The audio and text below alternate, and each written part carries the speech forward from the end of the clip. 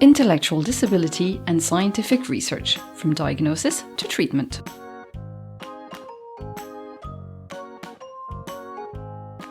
Clinical research, from molecule to medicine.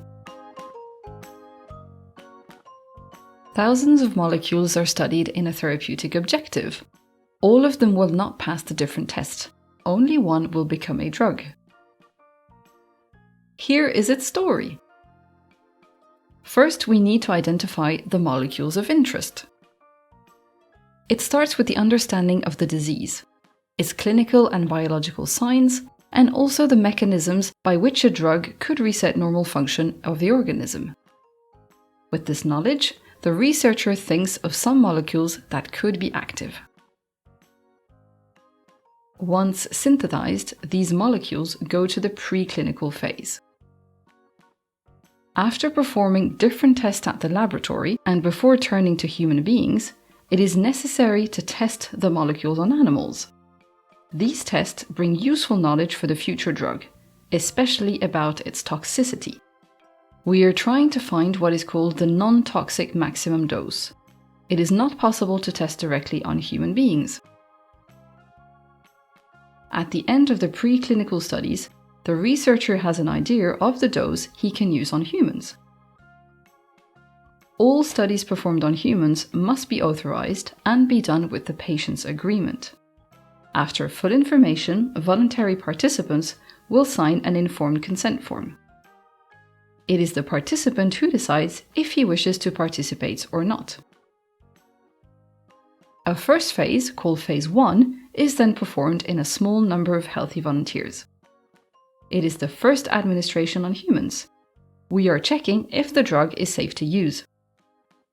We are also interested on how the drug acts on the body. It is called pharmacokinetics. Phase 1 always starts with one patient alone, who receives only one dose of the drug. Then we look at the safety, and if everything is fine, we can give the drug to another patient, and so on. Then in different doses. Experts decide if it's okay. If there is a safety issue, everything can be stopped. Then phase 2 can start. In the second phase, we are trying to determine the optimal dose of the drug, the one that seems the most efficacious with the least side effects. We are trying to establish a relationship between the dose and the effect of the drug. Several doses are tested and compared. At the end of this phase, we have defined the dose that will eventually be used. In phase 3, we test the dose determined in the previous phase. Phase 3 is the phase where we want to test the efficacy of the drug. We often speak about randomized, double-blind, controlled trial versus placebo. To demonstrate the efficacy of a new treatment or therapy, we must compare and show that patients who take the treatment or therapy are doing better than those who don't take it. We talk about a controlled trial. We use a placebo, a product which does not contain any active principle. The placebo must look exactly like the studied treatment. We must not be able to differentiate the placebo from the active drug. To demonstrate the efficacy of the drug, our two groups of patients, studied drug versus placebo, must be comparable.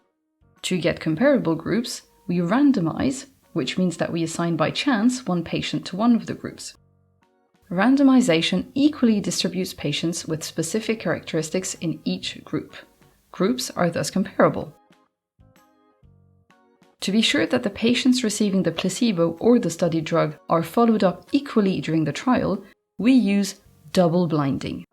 Neither the doctor nor the patient know if they are receiving the placebo or the studied drug.